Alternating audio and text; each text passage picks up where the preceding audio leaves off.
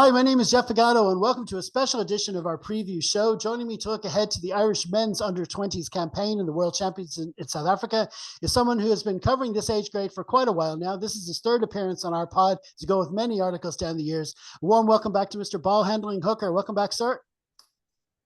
Thank you very much. It's good to be back. Indeed, good to have you on. So let's get to it. As most would know, the success of the Irish under-20s in recent years has been under the guidance of Richie Murphy, who has since been rightly rewarded with the head coach role at Ulster Rugby, and we wish him all the best. Okay, maybe as a Leinster fan, not all the best, but sure, everyone knows what I mean. Anyway, the under-20s show must go on, and the role has now been passed to Mr. Willie Falloon. We all know about his time with both Ulster and Connacht as a player, but you have to say he's got some pretty big shoes to fill in this job. He definitely does. That's an understatement. Richie has two Grand Slams in the Six Nations and almost a third with 4 wins and a draw this year. So look, this is his first head coaching job, and it'll be a good test for him. He's done well in his defensive roles in Ulster, Connacht, and the Ireland 20. So it'll be exciting to see. He hasn't got a huge amount of time with this age group, so we'll see what happens. I think it's probably best to judge him next year, but look, it's still exciting nonetheless for him.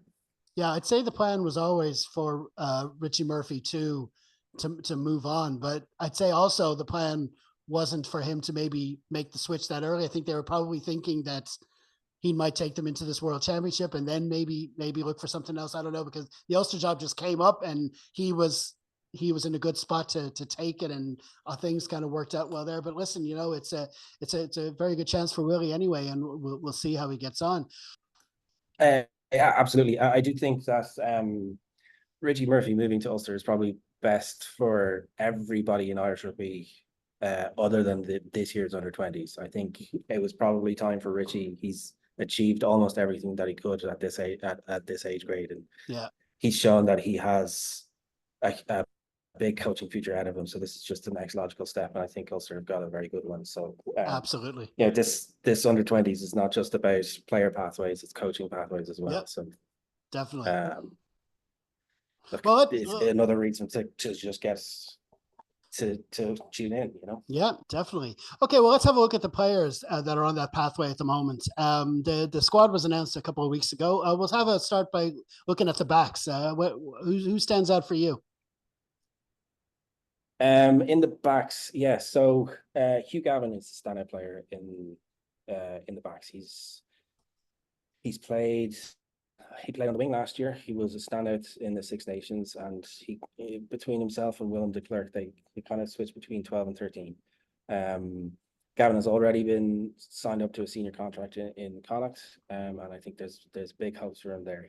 He's a big, powerful lad that can get over the game line very quickly. But it was very interesting to see how in Richie Murphy's attack in the Six Nations, they used a lot of his distribution skills to get the ball wide quickly through Gavin, and he's got some really lovely touches. So he's as they say, he's got a lovely touch for a big man. And himself and de Klerk have a really nice partnership in the centres. There were times, I think, last year when Gavin was moved to 13 where he's a little bit exposed in the 13 wide channels, but like that was when he's at 19 as an under 19. I think moving him into 12 kind of gets the best out of him defensively and going forward, and I think de Klerk kind of shores them up, and it'll be really interesting to see how Willie Falloon's defense works with those two as well.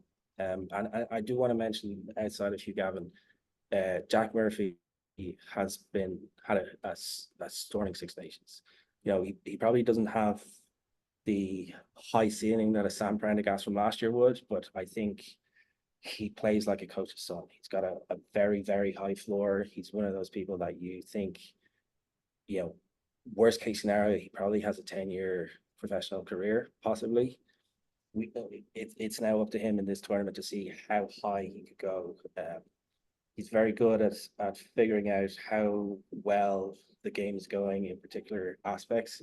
So he can just say, keep it in the forwards and roll over Wales like they did, or if it's not working in the first 20 minutes against England, he could just start flinging it wide and get the backs moving. And he's really the key to everything.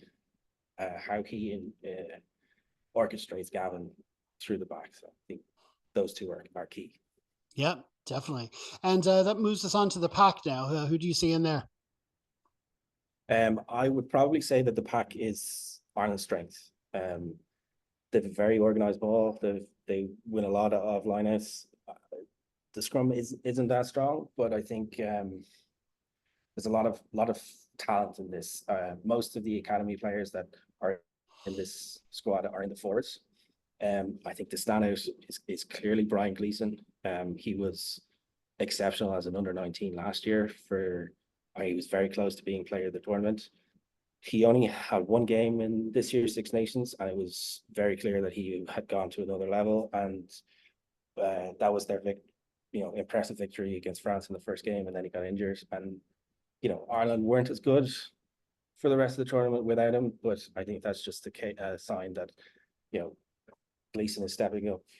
He's moving it. He's deservedly moving into the Munster senior squad next year, and he is class above. So he does, for some under-20s campaigns, it's like, oh, will this guy make a professional professional career out of it or not? Like, there's no question that Gleeson, he is phenomenal. Absolutely. It's very interesting that there's a lot of under-19s involved in this squad. And a lot of them were key contributors in the Six Nations as well. So that's prop Alex Uzunov, Alan, second rows, Alan Spicer and Billy Corrigan, and Henry Walker, who was the hooker for the Six Nations but is injured this year or for the World Cup, is also under 19. So it'll be strong squad next year as well. Absolutely. I remember Sean Adogbo impressed a lot off the bench in the Six Nations. Do you think he might be pushing more for a starting role this time, or what do you think? It was very interesting to see through the Six Nations how much Richie Murphy emphasized how much they wanted to build depth, because that's something that the Irish under-20s have never really embraced. They've always picked a 15 and then maybe switched a few or not. I think this is probably the best depth in the back row that this under-20s have ever had. And actually, even just referring to how the squad was announced, it looks like Falloon has labeled who his starting 15 is. Okay. So if you look at the squad list, the first forward named is the first choice prop from the Six Nations, Alex Uzunov. Then it's a hooker, Stephen Smith. Patrice Bell is the tight head prop. I'm expecting that to be the first choice 15, and it looks like Sean Adogbo is probably on the bench, which he could easily force himself into the first choice 15 later on. And even if not, it's a super impact to come off the bench anyway. Like, absolutely, and any team that has that sort of impact is going to be a contender in the tournament. And we also his impact in the Italy game, which Ireland were losing when he came on, and he scored the try in the final few minutes to win the game. So look, it's very exciting. He's another very exciting player. He's sort of power and pace that Irish forwards don't really produce all that often, although we're seeing a few of them now. Yeah, definitely. Okay, so now we'll have a quick look at Ireland's matches in this tournament. Now, like I said, the tournament's to be held in South Africa, which seems to be the sporting center of the universe, at least as far as Irish rugby is concerned these days. We're in a pool with Italy, Georgia, and Australia. And just to say, we recorded this earlier in the week before the matchday squad was announced, but we're playing Italy in our first match. But for our YouTube viewers, we will put it up on the screen there, and we'll just see how well he got it right on that naming the squad thing. But it does look like he's named it as a team with the way the squad has been announced. But anyway, if you're listening on the podcast, that should be in the program notes. So to qualify for the tournament semifinals, we either have to win the pool or be the best runner-up. So it certainly won't be an easy task, will it? No, absolutely not. And it's worth mentioning that we got into this pool because of last year's team and how well they did in getting into the final. looking at the pool, I wouldn't say that it's the strongest one, but I will say there's no weak teams. Mm-hmm. Italy really pushed us in the Six Nations. There was that aforementioned Sean Adogmo Yeah. try in the last few minutes. Georgia recently beat England in a warm up game. I think it was a split series between the two, but both games were unquestionable wins for each team. And Australia, it's hard to know what they'll bring sometimes, but they'll always have some level of talent. So it'll be a tricky group stage. And if I were looking at the pools now, I wouldn't pick this pool as the one that has two semi-finalists coming out of it. So it's important to basically win all three games is what you should be aiming for, really. Yeah, absolutely.